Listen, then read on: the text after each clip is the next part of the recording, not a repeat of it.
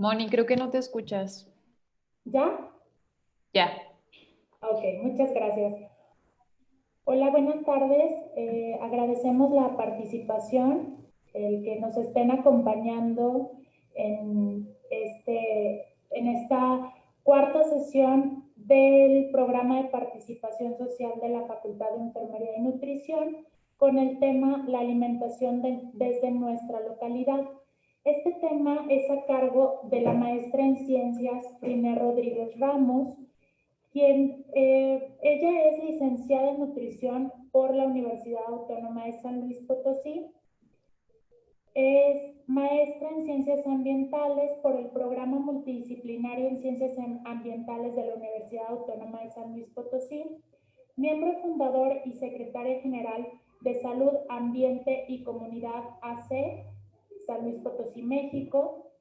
Es profesor de la licenciatura en nutrición de la Facultad de Enfermería y Nutrición desde el año 2016 hasta la fecha, impartiendo materias como nutrición comunitaria, nutrición y ambiente.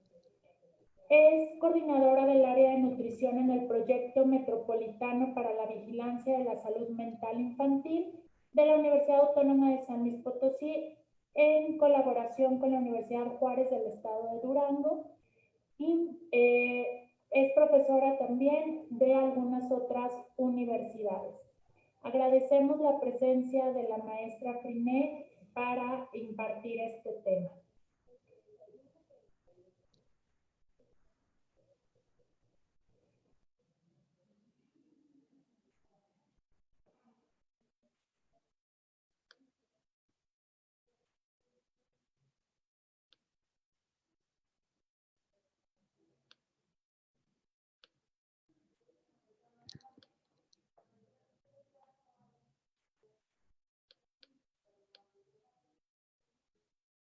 Frine, no sé si puedas solicitar activar tu audio.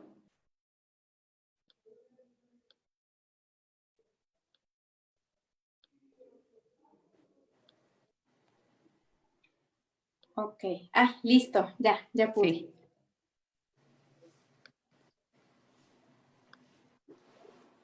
Ok.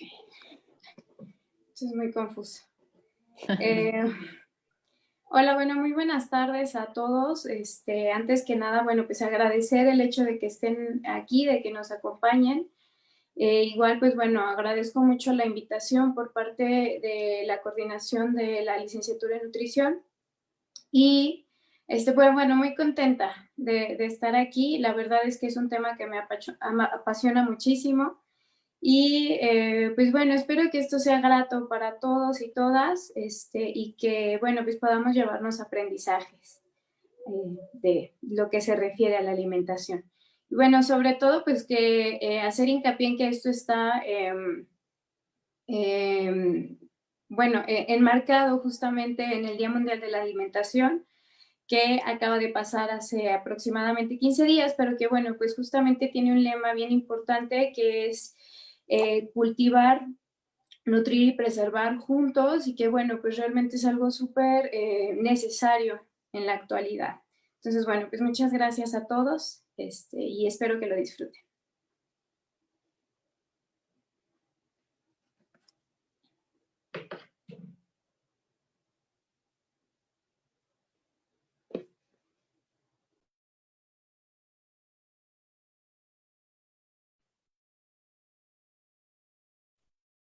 ¿Sí te aparece opción de compartir?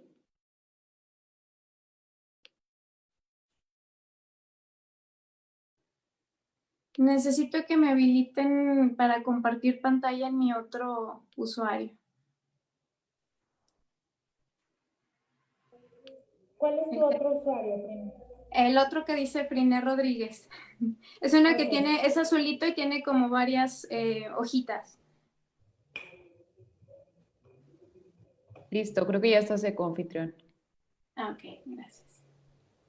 Ok.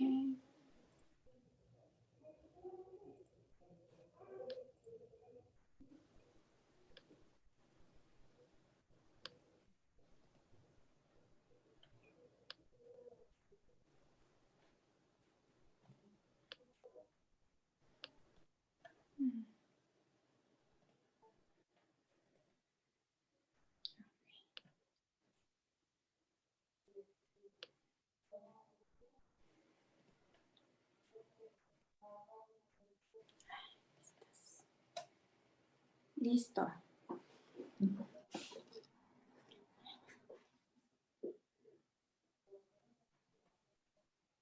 Una disculpa, pero con estas cosas tan tecnológicas yo ya tenía como una computadora de respaldo por si no se lograba.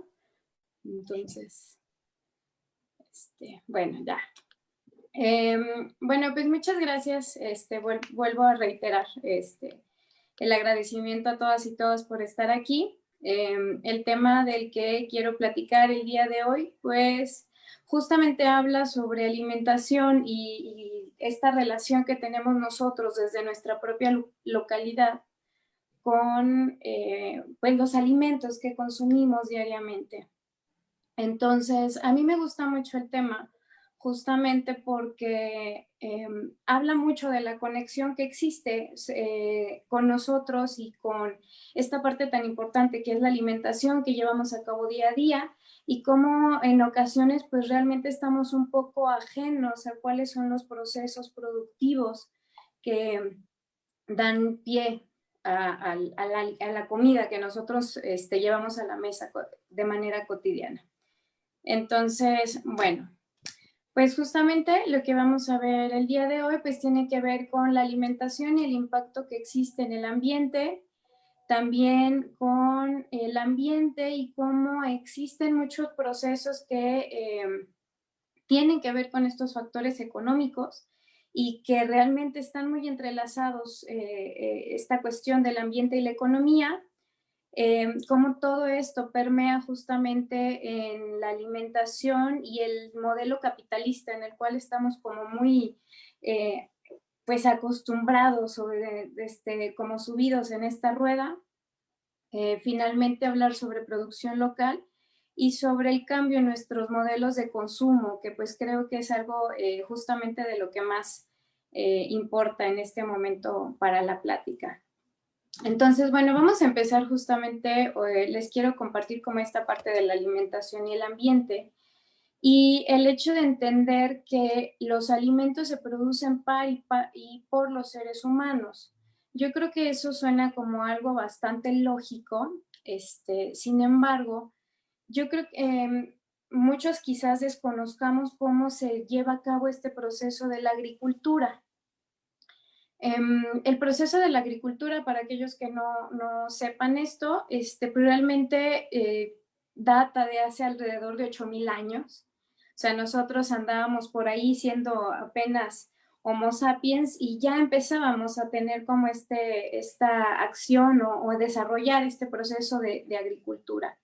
Entonces, en este momento, pues lo que nosotros hicimos fue identificar algunos productos que tenían elementos que nos resultaban llamativos y entonces cuidarlos. Básicamente, si nosotros identificábamos que existía una planta que tenía frutos, pues la íbamos a cuidar y la íbamos a proteger.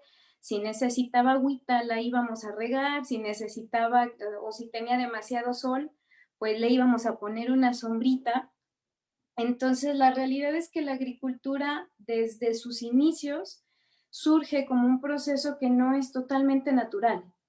La realidad es que nosotros provocamos ese proceso, fue un proceso causado por la mano del ser humano.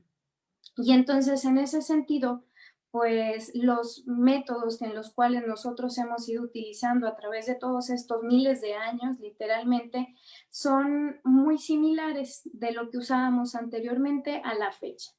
¿Qué hacíamos? Nosotros protegíamos las plantas que nos interesaban y desechábamos o cuidábamos menos las plantas que no nos importaban.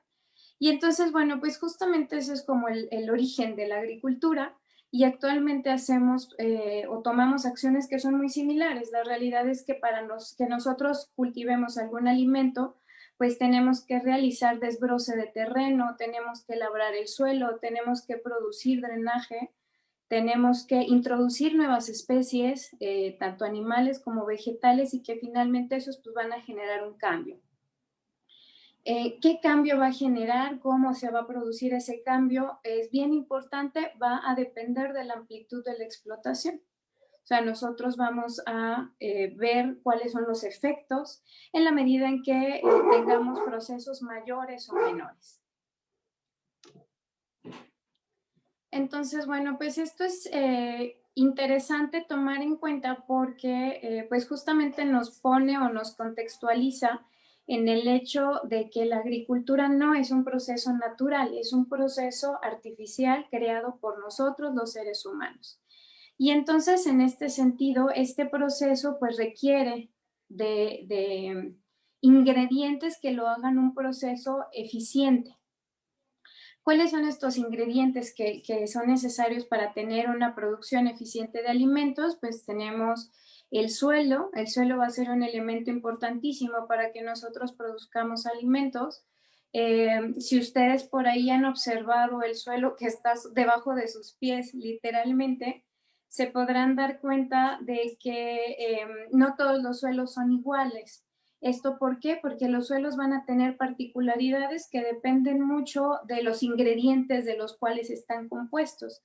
Depende del tipo de minerales que estén presentes en el suelo, depende del tipo de materia orgánica, depende de la cantidad de vegetación o el impacto que tengamos de algunos elementos naturales como la lluvia y como la filtración del agua en el mismo suelo. Entonces el suelo va a ser un elemento importantísimo. Van a ver que a lo largo de toda la plática nos damos cuenta cómo el suelo, a pesar de que es un elemento que nosotros lo vemos como algo inclusive hasta sucio, va a ser como una de las cosas más necesarias para nuestra vida cotidiana. Otro elemento que es súper importante es el agua, y bueno, yo creo que ahí sí a nadie nos queda duda de que el agua es muy, muy necesaria para el desarrollo pues de la vida en general. Y pues bueno, hablando en producción de alimentos, tanto vegetales como animales, pues va a ser una necesidad primordial. O sea, no se puede producir comida si no tenemos agua. Esa es una realidad. Y finalmente tenemos a los nutrientes. Entonces, los nutrientes, pues bueno, van a ser, en el caso de la producción de alimentos, muy similares a los que necesitamos los seres humanos. Sin embargo, pues vamos a tener un origen un tanto distinto. ¿Quiénes proveen de nutrientes al suelo? Pues los organismos y los microorganismos que tenemos viviendo en el suelo. ¿Qué hacen estos microorganismos? Descomponen la materia orgánica que nosotros podemos dejar depositada en el suelo o que se deposita de manera normal, y entonces la deshace hasta convertir todos esos elementos gigantescos que antes eran árboles, que antes eran hojas y que antes eran cadáveres, en sus elementos primarios que son nutrientes tal cual. Encontramos nitrógeno, encontramos calcio, encontramos fósforo, y de la manera en la que el suelo está enriquecido con estos nutrientes, pues va a ser más o menos productivo. Entonces, bueno, tenemos estos tres ingredientes que son primordiales: suelo, agua y nutrientes, y justamente estos nos van a ayudar a producir alimentos. Entonces, vamos a hacer un ejercicio bien rapidín para ver justamente qué es lo que le estamos pidiendo a estos nutrientes que hagan. ¿Va?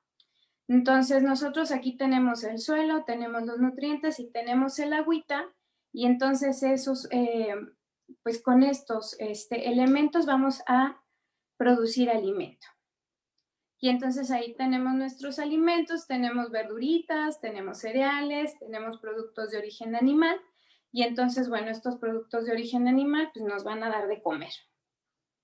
Si ustedes por ahí, pues supongo que la mayoría ha tenido una experiencia en la compra de alimentos, entonces, bueno, vamos a darle un valor a esos alimentos. Generalmente, o sea, de los tres grupos que estoy presentando, pues bueno, la carne quizás sea la que es más costosa. Luego por ahí, si ustedes han comprado arroz en los últimos 2 meses, se darán cuenta que ya cuesta unas cantidades exorbitantes. Y pues bueno, finalmente los vegetales quizás son los que son un poco más accesibles para el comprador. Entonces, pensando en que nosotros tenemos nuestro dinerito, ahí está, vamos a tener oportunidad de comprar o de ver qué tantos alimentos comemos. Entonces, algo bien interesante es que no todos tenemos el mismo dinero. Esa es una realidad social. Existen quienes tienen mucho dinero y existen quienes tienen poco dinero. Entonces, vamos a hacer el ejercicio de comparar qué podemos comprar si tenemos mucho dinero y qué podemos comprar si tenemos poco dinero. Entonces, si tenemos poco dinero, híjole, pues quizás para satisfacer nuestra hambre, pues nos dé chance como de comprar quizás unas 3 verduritas y un cereal. ¿Para qué? Pues bueno, de perdido para alcanzar a comer 3 veces al día y entonces ya decidimos comer unos nopalitos con salsa, sopita de fideos con rajas y calabacitas en la noche. Ustedes me van a decir que esto está medio raro, pero pues yo anoche cené frijoles con ejotes, así que en mi cabeza esto suena casi normal. Entonces, bueno, ya tenemos ahí una comidita, lo ajustamos eso con nuestros 5 pesotes que teníamos ahí para gastar, si hacen la cuenta casi si nos sale. Y entonces luego vamos a checar qué nos alcanza con los 10 pesos. Si se fijan, es el doble de dinero. Podemos elegir mejor y podemos elegir más variedad de alimentos. Entonces, aquí nosotros podemos, o sea, a lo mejor ya nos alcanzó para comprar 2 productos de origen animal, nos podemos desayunar unos huevitos con ejotes, también nos alcanza para verdura, nos alcanza para un cereal, comer un espagueti a la boloñesa, aquí ya más pesadón, más rico, y unas quesadillitas con espinacas, porque bueno, en la noche ya nos dijo Bárbara de Regil que no hay que comer tantos carbohidratos. Eso es una mentira, pero pues bueno, ya no nos ajustaba para más en la noche. Entonces, bueno, ya tenemos ahí una idea de qué nos alcanza a comer con el dinero que nosotros tenemos. Ahora, ¿qué pasa con estos alimentos que nosotros estamos decidiendo comer? Pues resulta que toda la producción de estos alimentos implica energía. ¿Cuánta energía implica? Es una medida muy similar al precio que nos está costando. Si ustedes ven ahí, la producción de vegetales gasta considerablemente menos energía que la producción de cereales y que la producción de carne. ¿Por qué? Porque cuando nosotros producimos los vegetales, solo producimos el vegetal. Sin embargo, cuando estamos produciendo los cereales, existe una cierta cantidad de cereales que se va para nuestra comida y otra cierta cantidad de cereales que se va para la alimentación del ganado.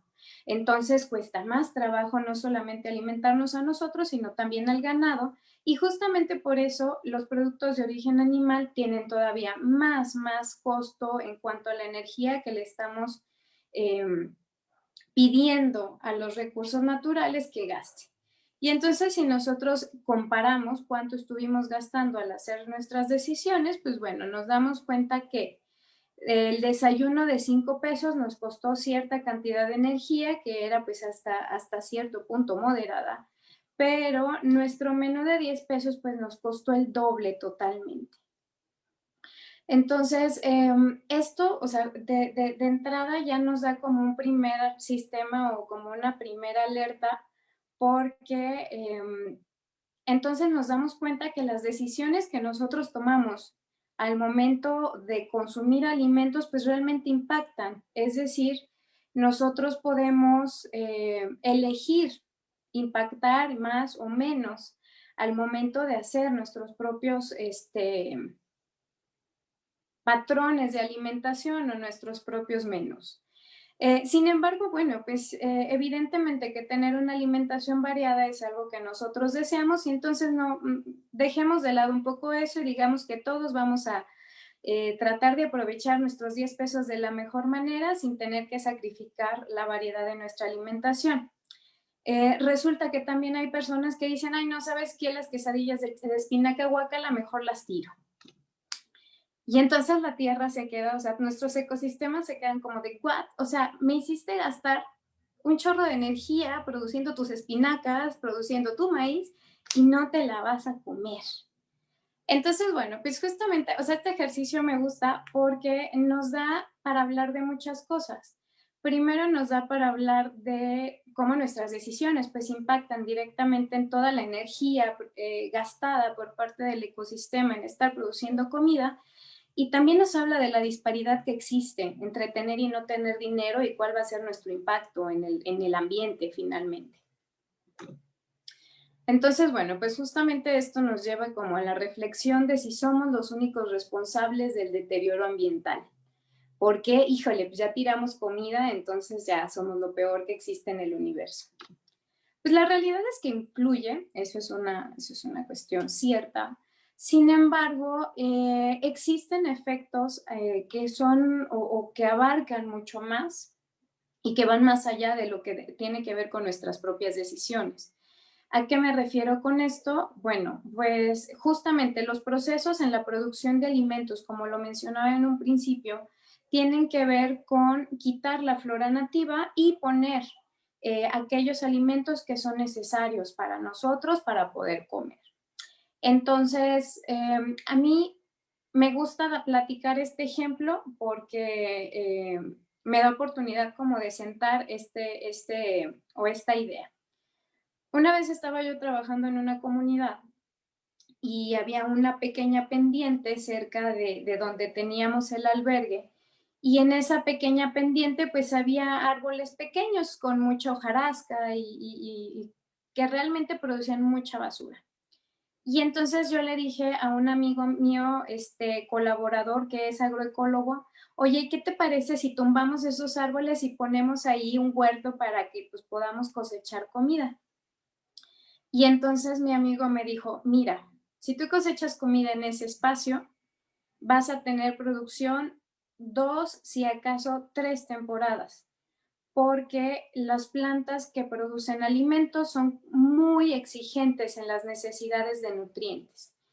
Decíamos desde un principio que la agricultura se originó haciendo las plantas muy apapachadas y facilitándoles la vida para que nos produzcan mucha comida.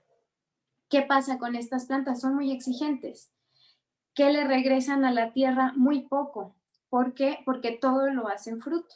Las plantas que producen alimento gastan mucha energía en generar frutos y entonces no tienen funciones dentro del mismo ecosistema que favorezcan las condiciones para mantener el mismo. Entonces, si nosotros quitamos estos árboles que tiraban mucha basura, resulta que estos árboles que tiraban mucha basura tenían la función de tener raíces muy profundas. Esas raíces muy profundas agarraban el cerro y entonces esta pendiente pues justamente no se venía abajo cuando llovía.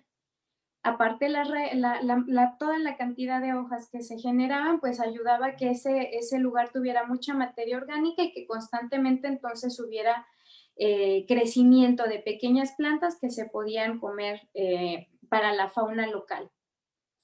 Y entonces ahí me di cuenta que justo la producción de alimento va muy con este objetivo de quitar las plantas nativas que son muy importantes para el mantenimiento del ecosistema y entonces poner plantas que son altamente productivas pero que no proporcionan los mismos beneficios al ecosistema en el cual estamos trabajando. Y justamente esta foto yo sé que se ve así como toda bonita y toda verde, pero nos muestra una imagen de los campos de cultivo de soya en Brasil. Y justamente este es un problema bastante importante porque se ha removido mucha selva nativa justamente en Brasil y ha habido una importante siembra de soya en estos terrenos. ¿Por qué se siembra soya? Porque la soya es uno de los productos más altamente producidos en el mundo, ya que se pueden obtener aceites de soya, se obtiene salsa de soya, se obtiene biodiesel de este tipo de granos. Y entonces, pues es más importante para los productores tener sembrada soya que los beneficios que nos podría tener la selva en estas regiones. Entonces ahí justamente pues observamos los efectos de tener siembra de alimentos pueden ir a la eliminación de la vegetación autóctona, proliferación de las malas hierbas, compresión del suelo, inclusive en el caso de la ganadería. Y entonces, bueno, pues esto finalmente lo que hace es que erosiona los terrenos de producción y disminuye la variabilidad de plantas y de animales que existen en las zonas.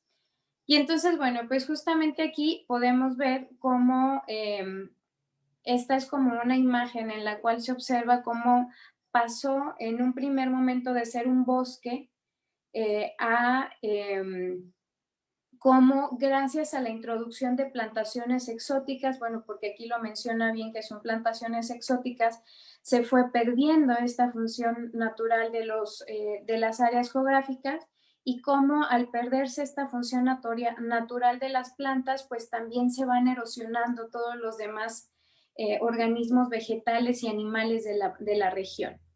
Y entonces, pues bueno, justamente si ustedes han dejado por ahí un momento descuidado su jardín, se darán cuenta de que la naturaleza recobra su camino. O sea, siempre existe la manera de que se pueda regenerar estas coberturas vegetales.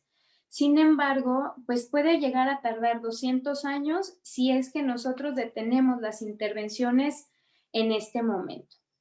Entonces, 200 años no va a ser algo que nosotros vayamos a hacer y, peor aún, detener la intervención que nosotros estamos haciendo en algunas áreas, pues es algo que tampoco va a pasar. Entonces, bueno, pues esto solamente nos marca un preámbulo de justamente, pues, cuál es el efecto que estamos causando nosotros como con esta idea de producir alimentos. La realidad es que observamos un desgaste en el ecosistema bien importante y este desgaste, pues bueno, generalmente se justifica por el hecho de que la población crece. Y si la población crece, necesitamos más comida. Entonces, si necesitamos más comida, pues obviamente que vamos a tener que sembrar más. Y entonces, bueno, este argumento es como de los principales banderas que alzan todos los grandes productores de alimento para causar este tipo pues de desbroce a lo largo de áreas naturales y que la realidad es que, bueno, se tienen estrategias con las cuales se puede disminuir el efecto de este tipo de prácticas. Justamente la tecnología, en función de mejorar los procesos productivos, pues busca también hacer más eficientes estos procesos de producción de alimentos. Inclusive existe toda una área destinada a la investigación en mejorar los procesos de producción que se denomina como agricultura protegida y que dentro de la agricultura protegida pues se trabaja mucho con procesos de producción intensivos, que es toda la producción en invernaderos y que es toda la producción utilizando técnicas como la hidroponía o el uso de sustratos enriquecidos sin necesidad de pues desgastar áreas de suelo o terrenos que sean demasiado grandes y más bien aumentando como la eficiencia del proceso productivo. ¿Qué sucede con estos procesos? Son costosos. La realidad es que son muy costosos. ¿Quién los hace? Los países desarrollados. La realidad es que de los países que más tienen como esta producción a nivel intensivo en agricultura protegida son los países europeos. Entonces, estos países necesitan desarrollar este tipo de estrategias porque pues si no, no producen. ¿Qué nos pasa a nosotros, los países que no somos desarrollados y que estamos ahí en el camino? Pues la realidad es que el crecimiento de población generalmente viene acompañado de un crecimiento de las áreas de cultivo. Entonces, en lugar de ir a esto, pues aumentamos la cantidad de terreno que estamos utilizando para producir.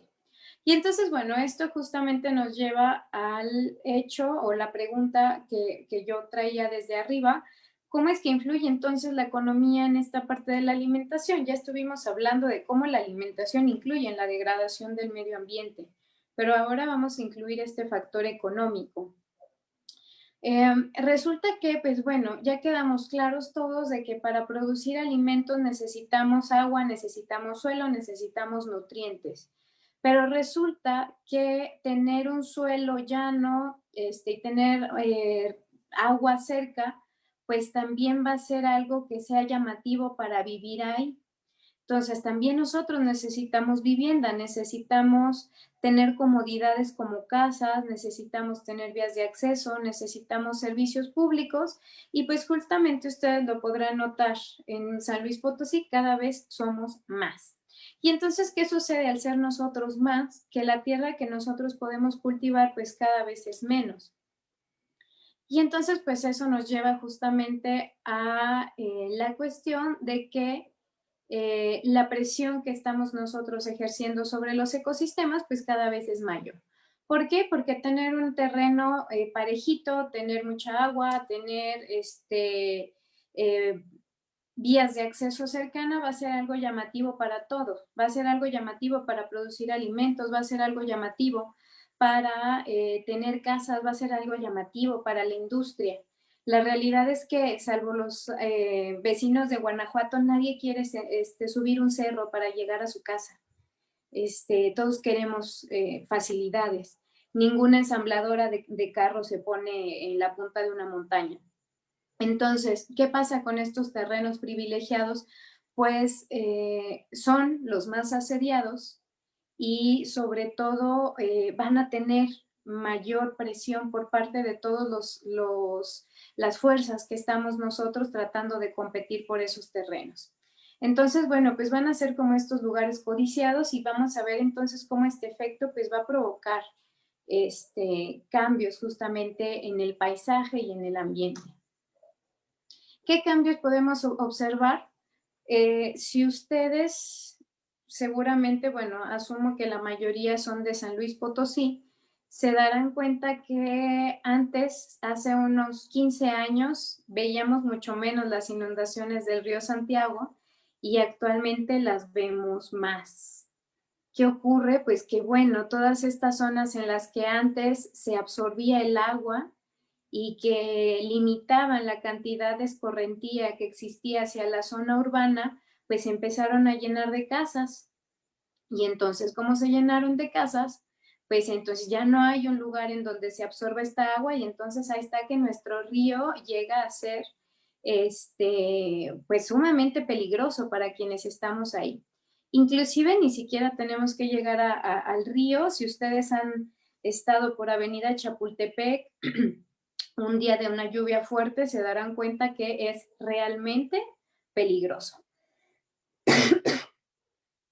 Y entonces, bueno, pues estos efectos los observamos, ¿por qué? Porque estamos aumentando la presión en las áreas en las cuales nosotros queremos vivir.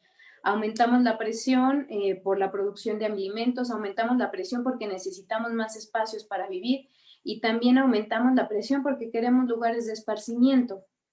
Pero esta presión pues justamente va a tener efectos a nivel ambiental que pueden llegar a ser bastante importantes a la larga. Y entonces, bueno, fíjense, hablando de economía, este factor va a ser, o sea, el factor sobre la presión que estamos ejerciendo en los ecosistemas va a ser algo muy importante porque la realidad es que tener un estatus económico también te impulsa o también te determina a que tú necesites tener un tipo de vivienda bajo estas características. Y entonces ahí justamente la presión que socialmente tenemos por tener una nueva vivienda y tener mucho más recursos o tener mucho más bienes, más bien dicho, pues justamente es uno de los elementos que está generando esta presión a los alrededores. Si ustedes se fijan, cada vez más estamos extendiéndonos a lo largo de la ciudad en lugar de hacer más eficientes las viviendas dentro de la ciudad. Las viviendas siguen consumiendo muchos recursos, siguen gastando mucha agua, sigue existiendo mucha luz y nuestras vías de acceso siguen siendo ineficientes en muchos casos. Entonces eso justamente nos orilla a que tengamos que irnos cada vez más lejos y justamente es uno de los factores que pues hace extender la presión que nosotros tenemos sobre los ecosistemas, ampliando cada vez más la mancha en la cual nosotros vamos a estar consumiendo muchos recursos. ¿Cuál es otro factor que tiene que ver muy de cerca con la economía y con la producción de alimentos? Es el comercio. Entonces, el comercio justamente siempre es como esta bandera también con la que se dice que entre más tú tengas para producir, pues mejores van a ser tus ganancias. Y la realidad es que eso puede ser parcialmente cierto. Porque, pues bueno, justamente el tener una producción abundante de alimentos, hablando desde la agricultura, pues te va a ayudar justamente a que vendas mucho de ese alimento y a que puedas tener un dinero. Eso pues beneficia a todos, me beneficia a mí como comprador, beneficia al productor porque pues hay un intercambio de bienes. Sin embargo, algo de las cuestiones que es bien importante que en esta parte de economía es cómo los precios realmente son muy inestables. Ustedes seguramente si han tenido como estas experiencias de ir al mercado, se darán cuenta que de repente nosotros podemos encontrar productos como el jitomate a un precio muy accesible y de repente podemos encontrarlo a precios que llegan hasta los 45 pesos. Y entonces, bueno, pues esa inestabilidad nos habla justamente de que existe una presión fuerte entre la oferta y la demanda de los productos. Quiere decir que si nosotros estamos demandando mucho un producto y no existe en el mercado, pues el precio va a subir. Pero si nosotros encontramos que hay muchos productos en el mercado, pues entonces el precio va a ser bajo. ¿Qué sucede? Pues sucede algo muy similar a lo que sucedió cuando el petróleo de México bajó.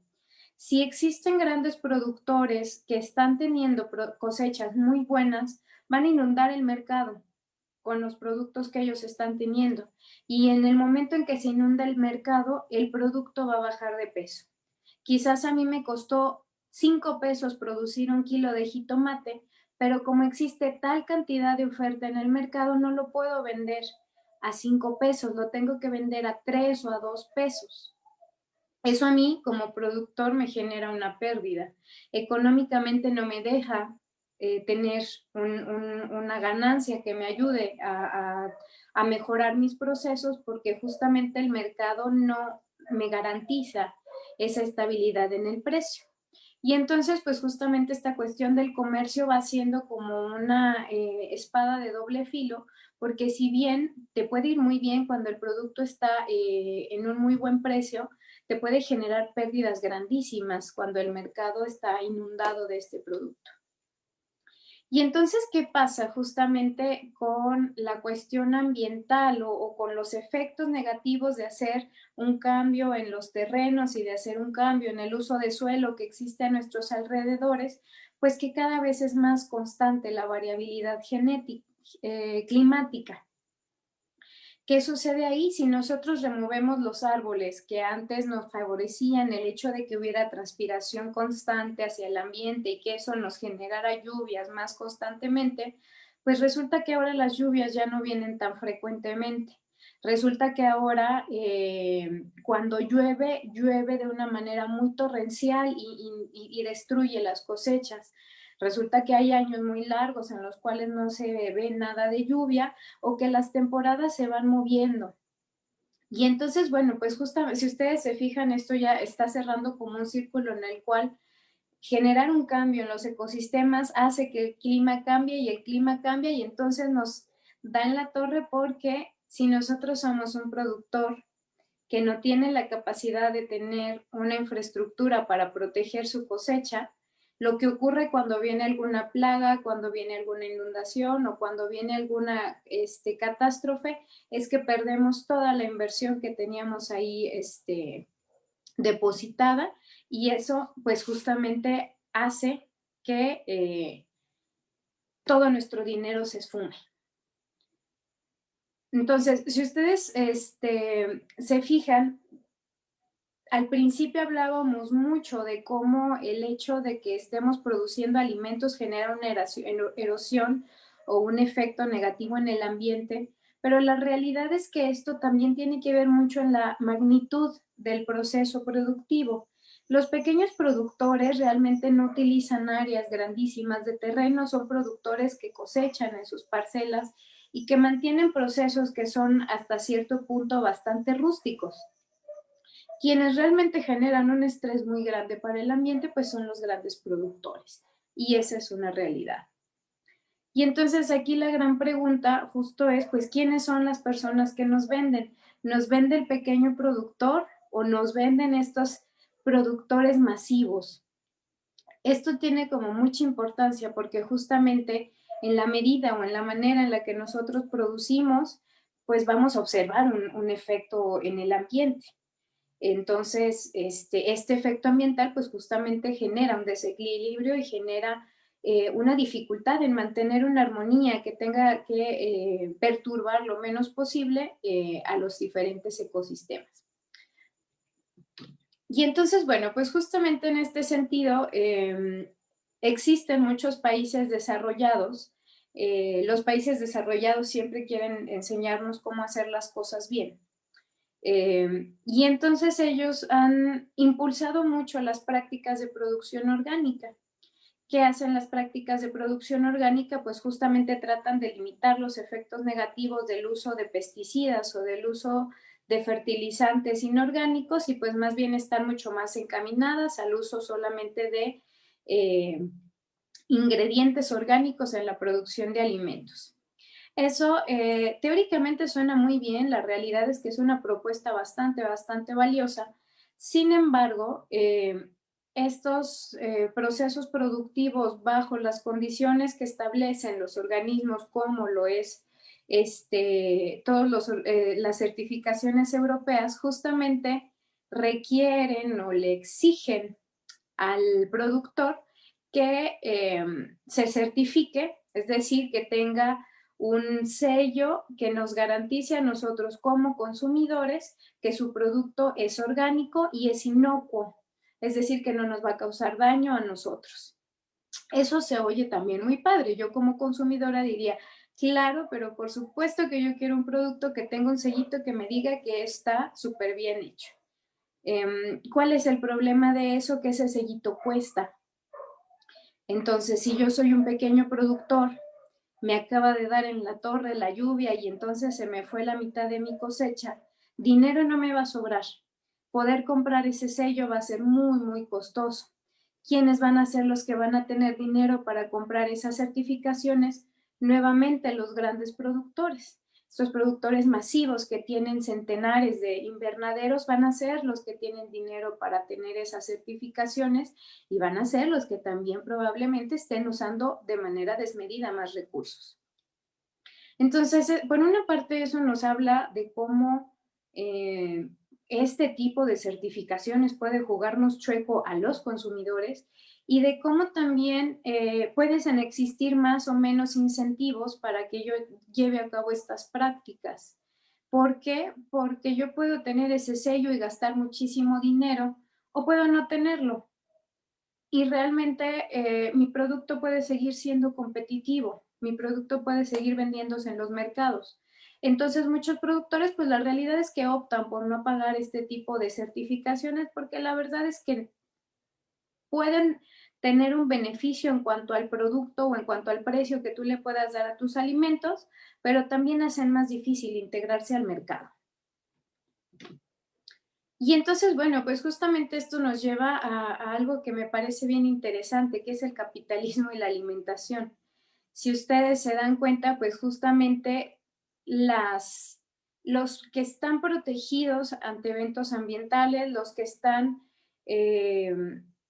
o los que tienen más accesibles tener estas certificaciones, los que van a tener la infraestructura suficiente para intensivar su producción y tener mucho más capacidad de cultivar, van a ser siempre aquellos que tengan más dinero. Entonces, eso, pues justamente es un ciclo que va a estar promoviendo la pobreza. ¿Por qué? Porque estos grandes productores al mismo tiempo pueden garantizar la llegada de sus productos a los mercados y entonces ellos pueden producir a un precio competitivo, ahorrarse todos los intermediarios y depositar su producto directamente en el mercado, porque tienen mucho dinero y lo pueden hacer. ¿Qué pasa con los pequeños productores que tienen muchos intermediarios para colocar sus productos en el mercado? Tienen que vender a precios muy baratos para que entonces ese producto se llegue hasta los distribuidores, de esos distribuidores pasen a otros distribuidores y esos otros distribuidores por fin lo lleven a nuestra mesa. Pasaron 4 personas en ese proceso y cada uno tuvo que aumentar una cierta cantidad de dinero para tener una ganancia. Pero entonces, al que inicialmente generó su producto, pues la realidad es que la ganancia que obtuvo fue la menor. porque él fue el que invirtió todo el trabajo, él fue el que puso a trabajar el suelo, él fue el que metió agua, él fue el que utilizó energía y él fue el que está trabajando con los nutrientes. Y entonces, bueno, pues justamente estos elevados costos en el transporte y en cómo hacemos que nuestro producto llegue al mercado con un precio competitivo, hace que los pequeños productores cada vez tengan más problemas para tener algo que justamente le haga frente, como a este tipo de alimentos que ya tenemos instaurados en el mercado. Y entonces, pues eso cada vez los va dejando menguados en el sentido de que si hay una mala cosecha, pues quizás tenga yo que tener una doble inversión, a lo mejor no me queda dinero para volver a fertilizar mi suelo, a lo mejor se me retrasan los productos porque este año no llovió. Y entonces, si se fijan, pues aquí justamente nos enfrentamos a Goliat en el sentido de que siempre quienes tengan más dinero, pues van a tener mejores oportunidades para salir adelante. Y entonces, bueno, ahí va como, esa es como la parte fea. Pero la parte bonita es la siguiente, que es entonces conocer realmente desde dónde viene nuestra comida. Y esta parte es como, o sea, es súper romántica por una parte, pero por otra tiene que ver mucho con nuestra propia empoderamiento en el sentido de conocer quiénes son las personas que nos están dando de comer. Y entonces, pues aquí justamente nosotros vamos a hacer como este link entre la producción local, y me refiero a la producción local a pequeña escala, quiénes son todas estas personas que tienen huertos familiares, que utilizan estrategias tradicionales de producción de alimentos, que nos pueden ofrecer alimentos bajo condiciones de producción orgánica, pero que son incapaces de comprar un sello que puede llegar a costar $50,000.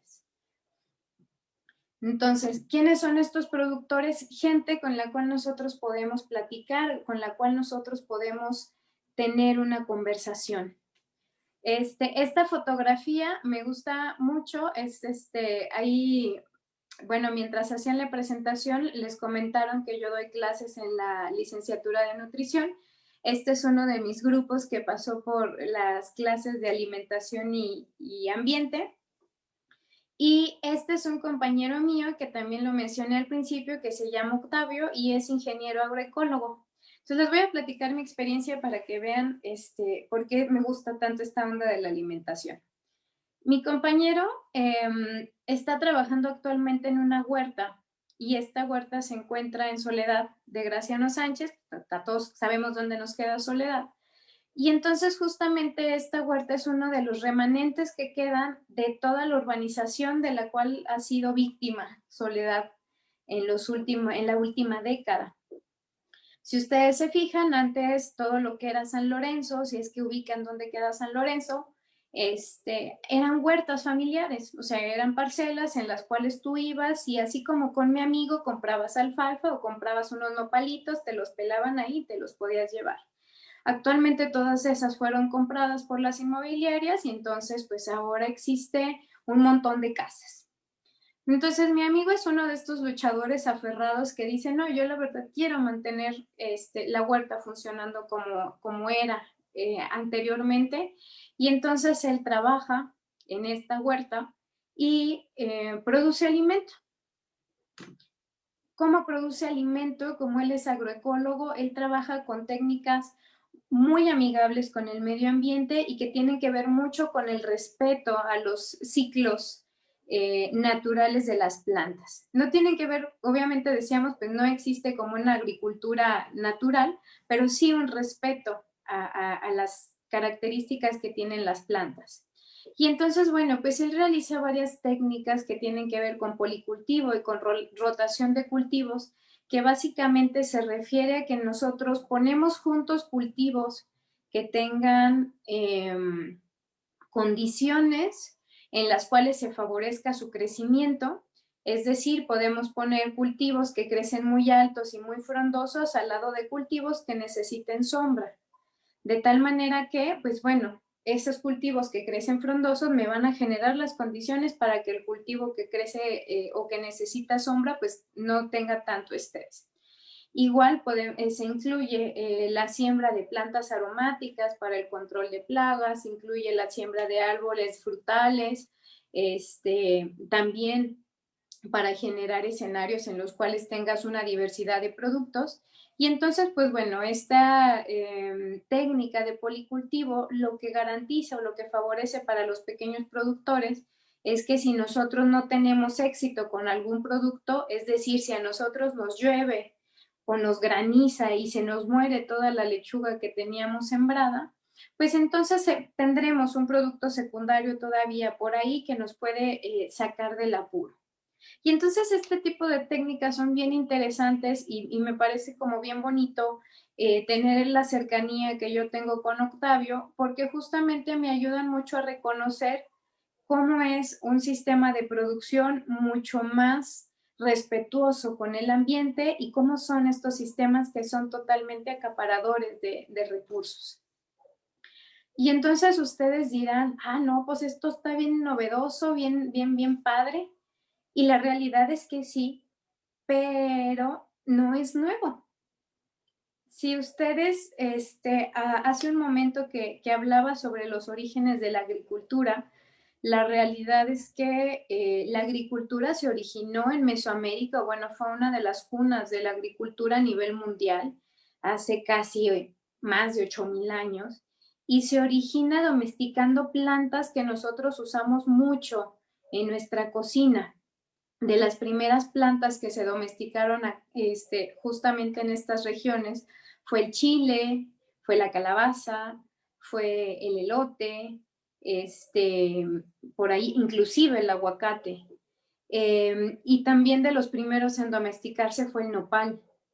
Entonces, si ustedes revisan o analizan todos estos alimentos, son alimentos que están muy arraigados en la cultura alimentaria, pero al mismo tiempo son alimentos que estructuran la concepción que nosotros tenemos de milpa.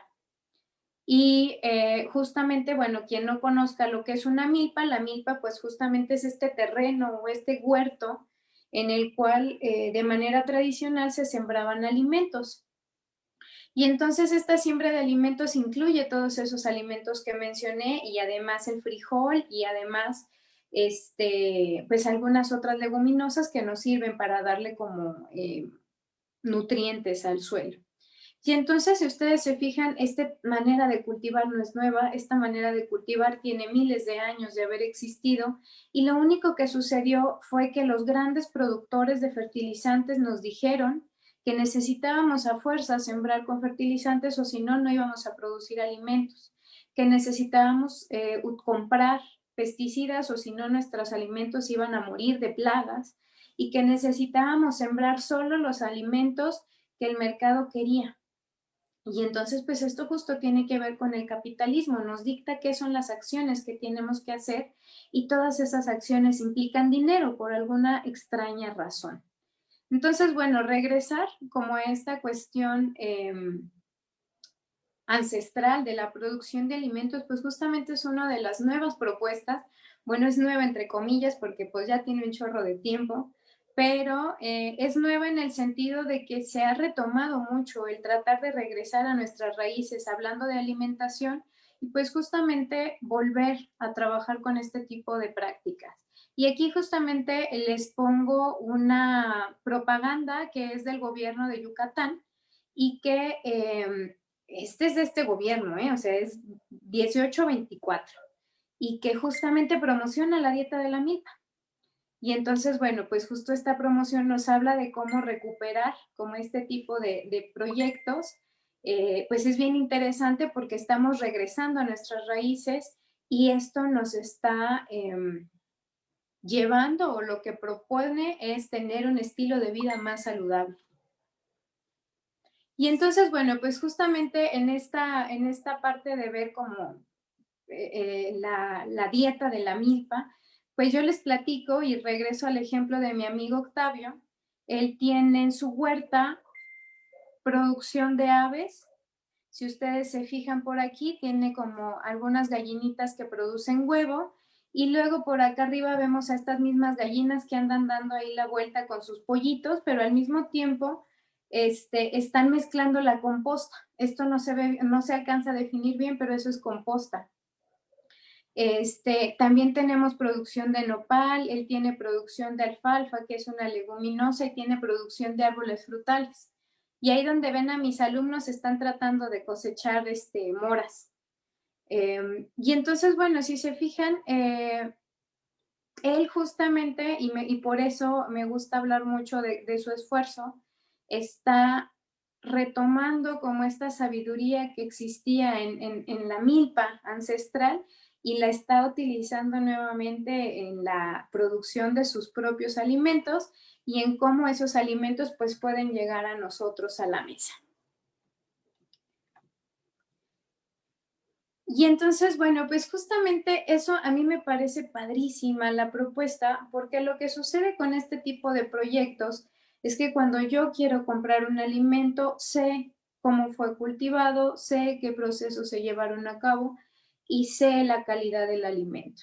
Eso me hace estar muy en contacto con lo que yo consumo.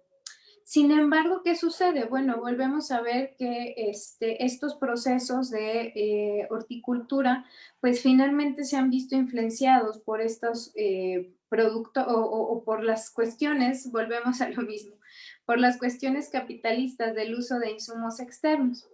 Entonces, a pesar de que existan productores como mi compa que tradicionalmente utiliza estas técnicas ancestrales, pues la verdad es que también de manera tradicional se han ido cambiando los procesos para ser cada vez más dependientes del uso de insumos externos, como fertilizantes o como pesticidas externos. Y entonces eso, pues bueno, dependiendo de la capacidad que tú tengas o de la pues sí, de la capacitación que tengas más bien para el uso de este tipo de agroquímicos, pues bueno, pueden llegar a ser más o menos nocivos, no solamente para las personas, sino para pues el ambiente como tal. Y entonces, bueno, esto justamente me lleva a un punto que es las prácticas de subsistencia. ¿Por qué?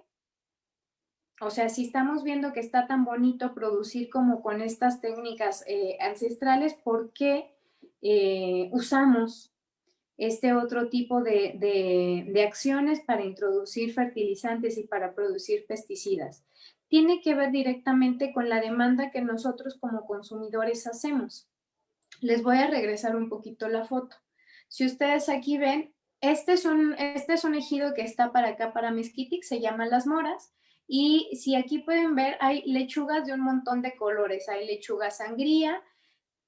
Esta es otra lechuga que es similar a la sangría, pero de otro color.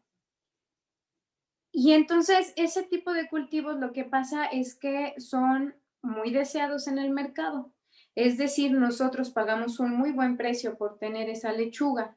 Entonces, ¿qué sucede? Pues que volvemos a remover los cultivos que tradicionalmente se podían cultivar en una tierra, valga la redundancia, y los suplantamos por ese tipo de cultivos que son mucho más comerciales. Entonces, ¿qué sucede? Que bueno, pues estos cultivos van teniendo mucho más importancia en los terrenos y los cultivos que tenían como anteriormente o que servían anteriormente para tener como un equilibrio ecológico dentro de la huerta, pues se van dejando en segundo plano. De tal manera que pues vuelve a ser un poco más costoso el hecho de estar manteniendo este tipo de cultivos y las tierras finalmente terminan por desgastarse ante la exigencia de este tipo de prácticas. Y entonces algo que me llama mucho la atención justo de este título es que nos habla sobre prácticas de subsistencia. O sea, realmente mucho de lo que se realiza en el campo tiene que ver con la subsistencia, no con la calidad de vida, no con el desarrollo integral, no con la aspiración por tener una vida digna, sino con la subsistencia. Y eso justamente es como de las cuestiones que más marcan un yugo para los productores del campo y para los pequeños productores, que muchos de los proyectos que se enfocan están muy encaminados a la subsistencia. Y entonces, pues, ¿quién quiere subsistir en esta vida? La realidad es que es terrible tener que solo sobrevivir y limitar la capacidad de producción. Y entonces, bueno, pues justamente eso me lleva a la agricultura urbana. ¿Por qué? Y ahorita lo vamos a ver. ¿Qué tiene que ver la subsistencia con la agricultura urbana? Ustedes seguramente en tiempos recientes han visto que se ha puesto como mucho más accesible el hecho de que nosotros podamos cultivar alimentos en nuestras propias casas, y entonces pues esto se volvió como una especie de moda. Entonces, pues la realidad es que facilita mucho, ¿no? O sea, es algo súper padre que puedas tú conocer cómo se lleva a cabo el proceso de producción de los alimentos, y dependiendo de qué tan alejado tú estés como de las zonas en donde se produce, pues te puede dar también como esta cercanía y esta certeza de que tu alimento pues es totalmente inocuo. Y la realidad es que a mí me gusta un chorro, o sea, tener como este acercamiento a la producción urbana y a los huertos urbanos y a los huertos escolares y a todo lo que tiene que ver con la producción casera. Tanto así que utilizo este espacio para presumirles nuestra cosecha del año pasado. Este año no, porque nos llevó el COVID y pues ya no se pudo sacar tanto, pero el año pasado tuvimos una cosecha padrísima porque los alumnos pues tenían muy buena mano y fueron muy dedicados en el cuidado que teníamos en el huerto. Sin embargo, ¿qué experiencias nosotros nos llevamos de la agricultura urbana? A mí lo que más me gusta compartir con mis alumnos una vez que llevan a cabo justamente el curso de ambiente es qué tan difícil es producir comida. La realidad es que producir alimentos incluye una cantidad de esfuerzo muy, muy grande. Incluye mucha dedicación, incluye mucho esfuerzo, incluye mucho cuidado, además de los recursos que se requieren para producir alimento. Entonces, estos sistemas de producción urbana en muchos países justamente más desarrollados se utilizan para tener productos a un precio más bajo. ¿Esto por qué? Porque como en los países desarrollados se utiliza mucho la producción por agricultura protegida, pues entonces es muy caro finalmente tener un alimento o un fruto en la mesa. Entonces, este tipo de agricultura urbana pues hace que tú produzcas tus propios alimentos y son mucho más baratos. ¿Qué pasa en países como el nuestro? En México, pues la realidad es que la producción de alimentos o la compra de alimentos no es costosa. La compra de vegetales mucho menos. Entonces, el hecho de que existan como tantas estrategias hacia el aprovechamiento en medios urbanos justamente favorece un poco que volteemos nuevamente la mirada hacia lo importante que somos las áreas urbanas y nos limita un poco nuevamente a ver cómo la están pasando mal los productores de alimentos. Entonces, no digo que esté mal cultivar alimentos, a mí me parece una experiencia padrísima porque te hace muy consciente de lo difícil que es producir comida. Y entonces eso creo que también es como un factor bien importante para valorarla y para reconocer el trabajo que hacen nuestros productores al ponernos un ramito de espinacas en la mesa y que entonces no queramos regatearle o que nos venda la mitad del ramo nomás porque no queremos pagar los 15 pesos que cuesta. Y entonces, bueno, pues creo que más bien tiene que ver, o como que en países como el nuestro, su gran importancia tiene que ver con esto, con el tener nuevamente cercanía y una idea clara de cómo funciona la alimentación. Entonces, bueno, finalmente ya vamos a acabar. Algo de lo que sí me gustaría como dejar de enseñanza, pues justamente ser más conscientes en las decisiones que nosotros realizamos. ¿En qué tiene que ver esta conciencia? Pues bueno, ser responsables de nuestras compras, no necesariamente cambiar nuestro régimen de alimentación, pero sí pues ser más responsables en el sentido de que si no necesitamos tantos productos que sean ambientalmente consumidores, pues no los compremos y no los vamos a comer. Y algo súper importante, que nos acerquemos a nuestros productores y que conozcamos nuestro campo, que conozcamos la producción local. Y ustedes me van a decir, ay, sí, ¿y tú cómo ahorita de a quién me acerco? ¿Qué onda? Aquí les tengo justamente la respuesta. Esta es una foto que yo saqué la semana pasada en el mercado que se pone afuera del estacionamiento de la Facultad de Ingeniería, y se las presumo muchísimo porque este es un productor de cabuches. Quien no sepa lo que es un cabuche, es como una florecita que sale encima de las biznagas y que se come de manera salada. Existe el cabuche salado y existe el cabuche en vinagre. Y entonces algo que me pasó esta semana que compré fue que descubrí que estos cabuches tienen etiquetado nutrimental.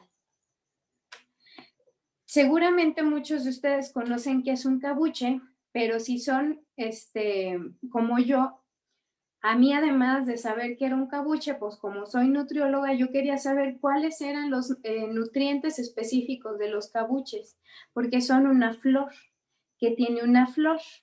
Pues justamente la respuesta me la dio el señor Alfonso. Él llevó a analizar su producto para saber cuántos hidratos de carbono, cuántas proteínas, cuánta fibra dietética tiene cada una de las porciones que nos está vendiendo en esos cabuches. Y además hizo también un análisis bacteriológico de tal manera que su producto es totalmente inocuo para el consumo humano. Y una frase que él me dijo que es padrísima fue: ahí está la foto de donde vienen los cabuches, ahí está mi nombre y ahí está el contenido nutrimental. ¿Qué más cercanía necesito yo para conocer un alimento? Me está dando todo, me dice de dónde viene, cómo es, y me da la cara y me dice yo soy el productor y aquí está mi producto. O sea, a mí eso fue una experiencia padrísima.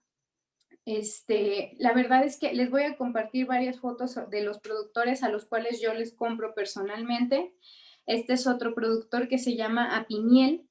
Y si ustedes no saben, yo la verdad fue algo que descubrí después de un buen rato, fue que la miel sabe diferente dependiendo de la flor de la cual la abejita va a colectar el polen. Y entonces algo que yo aprendí justamente con el productor de Apimiel fue que la miel de flor de mezquite, sabe diferente a la miel de flor de tuna, sabe diferente a la miel de flores normales. ¿Qué hacen las cadenas inmensas de producción de miel? Mezclan toda y te dan un producto que siempre sabe igual. Yo sé que si yo voy con él me va a dar miel orgánica, porque aparte es orgánica, y me va a dar una miel diferente cada vez que yo vaya. Entonces eso para mí es padrísimo, porque entonces me hace tener una cercanía bien padre con la comida que yo estoy consumiendo. También hay flor de azahar, es la que se ve ahí. Si ustedes echan flor de azahar en el té sabe a flor de azahar. Imagínense la maravilla.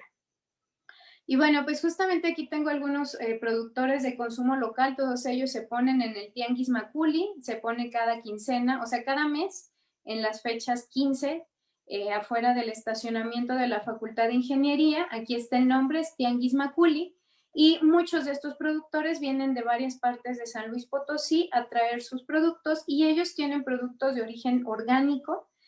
Solamente que ellos no pagan el sello, sino que tienen una certificación colectiva. Entonces eso a ellos los hace ofrecerte un producto de calidad sin tener que gastar tanto. Casa Garambullo es otro tipo de producto, de distribuidor que tiene varios productores locales con los cuales hace una conexión, y cada mes aproximadamente llevan sus productos a una casa que se encuentra por aquí por Himno Nacional. Y podemos conseguir hortalizas, quesos, panes, leguminosas, y son directamente recién cosechadas y están justamente al alcance de nuestra mano. Finalmente les comparto que es el Mercado Bicentenario. El Mercado Bicentenario está en el periférico, pero por la parte norte de San Luis Potosí. Si ustedes se ubican en la parte norte, tenemos lo que es la salida a Zacatecas, es decir, cuando nos vamos para Mezquitic. De ahí, ustedes sobre el periférico tienen que avanzar unos kilómetros más, es poquito, como 3, y entonces llegan aquí a donde está el Betabel, que es el Mercado Bicentenario.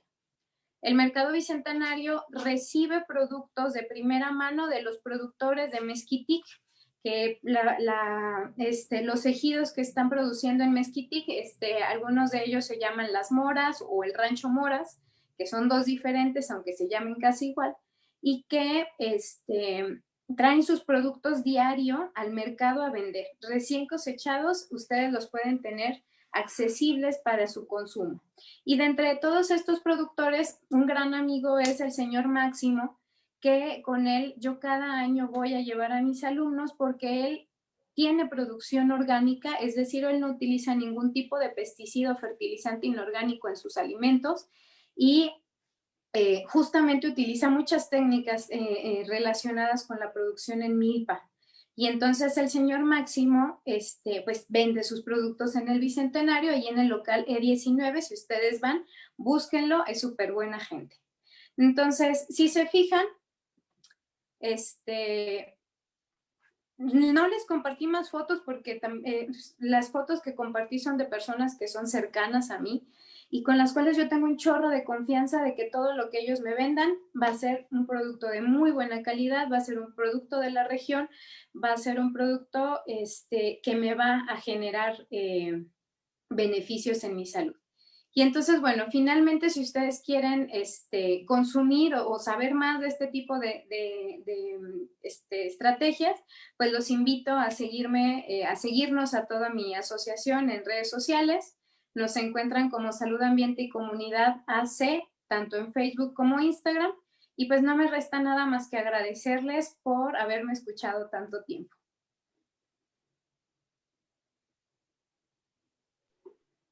Frine, muchísimas gracias por tu ponencia. La verdad es que se nota que es un tema que te apasiona. Y pues bueno, les cuento que a mí Frine me ayudó a montar un huertito en mi casa. Yo les puedo asegurar que no hubo mejor persona que les hablara del tema. Y pues bueno, es muy interesante escuchar cómo afecta desde el contexto social hasta finalmente lo que elegimos para llevarnos a la boca en cuanto a, no sé, producción, el almacén, el conocer a los productores, el saber qué tipo de erosión producen los alimentos y pues ir un poquito más allá del impacto ambiental en cuanto a pues los nutrientes que estamos teniendo de los alimentos y como tú dices, no solamente es conocer al productor, sino también es conocer al alimento y yo creo que la mayoría, y me incluyo, yo soy de las que va al súper y no debería de ser así. Quizás acercarnos más a nuestros productores locales, defender a los productos de temporada y pues como tú dices, volver a la dieta tradicional, que es la famosa dieta de la milpa, que está llena de nutrientes. Déjenme ver si tenemos dudas aquí en el chat.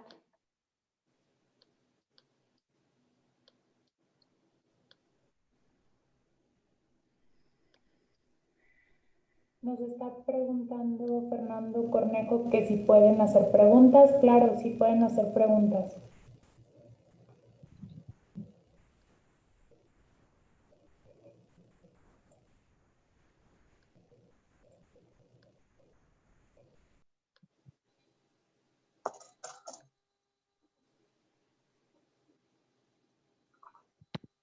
Sí, adelante, Fernando.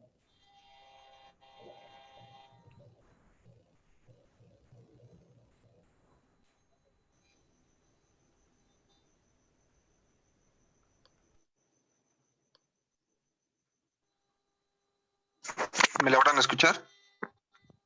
Sí. Bueno, la verdad, muchísimas gracias, maestra, por la increíble ponencia que nos dio. La verdad es que nunca se deja de aprender y cuando es algo tan vital como la alimentación, pues es no solo gratificante en conocimiento, sino en pues enseñanza de vida, tener esta información a la mano. Decía mi abuela que en paz descanse, decía que pues ella cuando iba al doctor le decía al doctor, pues uno come como pobre porque come lo que siembra, las papas, las lechugas, todas las legumbres que puede uno plantar, y no comía carne. Entonces decía, pues yo como pobre. Y el doctor le decía todo lo contrario, come más rico que cualquier otra persona. Entonces me recordó mucho esa frase que decía mi abuela. Entonces, pues le agradezco muchísimo, maestra. La verdad es que fue muy, muy gratificante escuchar toda la ponencia. Y pues me gustaría hacer una pregunta en el sentido de que no sé si ha escuchado las investigaciones o el enfoque al que va la Universidad de Países Bajos, Wageningen. Lo conocen como food, bueno, algo parecido a en California, todo lo que es las empresas nuevas, pero la investigación se me fue. Food Valley le dicen de manera coloquial, Food Valley. Y pues, esta universidad se enfoca mucho a lo que es la investigación y a la innovación en el campo de la agricultura. Tanto así que destaca Países Bajos a la altura de la agricultura producida por Estados Unidos, un país con ínfimamente menos territorio se compara a este tamaño de producción. Y la verdad es que estamos en un punto donde acercarnos con nuestros productores locales es vital, tanto para mejorar nuestra alimentación como para apoyarnos económicamente. Y algo que pues desafortunadamente noto es que, como usted ya lo mencionó, cada vez se va perdiendo más esa relación y que desafortunadamente hay gran parte del campo mexicano que está muy desatendido. Entonces mi pregunta va en el sentido de que si hay universidades aquí en San Luis Potosí, en el país en general, que tengan una relación tan interesante o tan estrecha con el campo como lo tiene esa universidad. Desde mi punto de vista, pues siento que tiene que ir mucho de la mano la innovación con el campo, porque pues entre más tengamos esa innovación bien dirigida, bien instruida, bien documentada, pues vamos a ir progresando poco a poco y sobre todo con las bases tan fuertes que tenemos en México como es la milpa, siento que estaríamos en otro lado si se apoyara más. Entonces, mi pregunta va dirigida a eso. ¿Conoce algún estudio, alguna universidad o qué opina de que tenga que tener tanto apoyo de investigación el campo? Y muchas gracias, la verdad. Muchas gracias, Fernando, que la verdad, muy amables tus palabras. Qué bueno que haya cumplido las expectativas.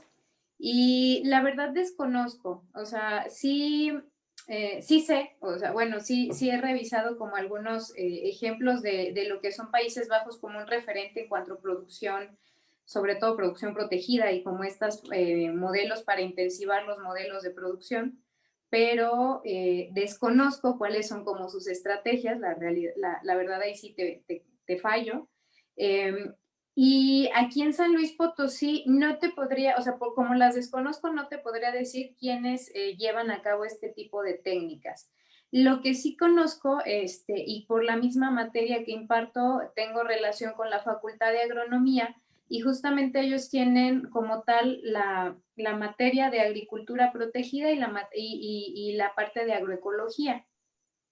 Y entonces, bueno, a mí me parece interesante como estos dos acercamientos que se tienen dentro de una misma escuela, porque me ha tocado ver tanto cómo construyen los invernaderos, que son de una tecnología media y que tienen una capacidad productiva que va hasta las 40 toneladas por hectárea, hasta invernaderos producidos o construidos con otates y con bambús que tienen el objetivo como de proyección hacia áreas rurales y que obviamente la tecnología es menor, pero pues la inversión y el tipo de objetivo es el distinto.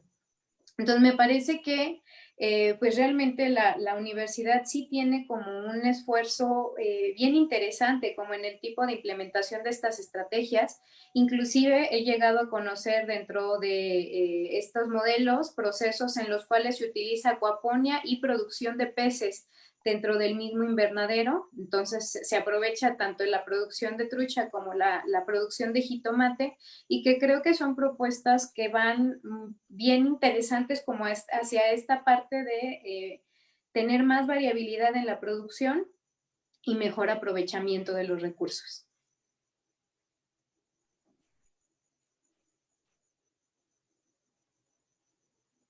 Muchas gracias, Brine. Tienes una felicitación aquí en el chat. Dice, muchísimas felicidades a la maestra Frine, apasionada del campo y de la vida. Muchas gracias por difundir este amor por la naturaleza, que Dios la siga llenando de maravillosas experiencias. Wow, gracias. Muchas gracias. Bueno, si no hay más dudas, Moni, te cedo la palabra para entrega de la constancia.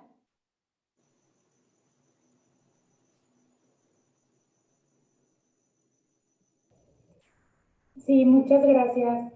Muchas gracias a la maestra Frine por esta excelente ponencia. Creo que, como bien lo mencionan desde la felicitación, se nota el amor por toda esta área, se nota este gusto y pues gracias por compartirlo con todos nosotros.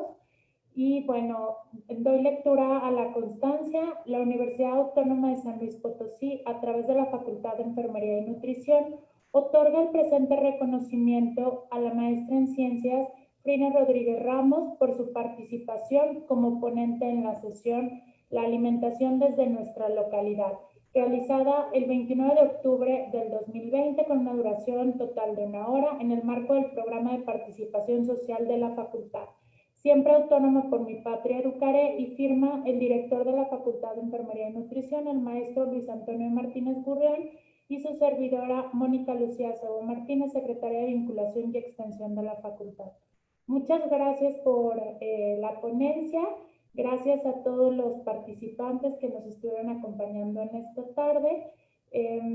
Continúen, revisando nuestras redes sociales, en donde les estaremos platicando de la siguiente sesión para el mes de noviembre, en donde se abordará el tema de diabetes desde un enfoque multidisciplinario. Muchas gracias. Hasta luego.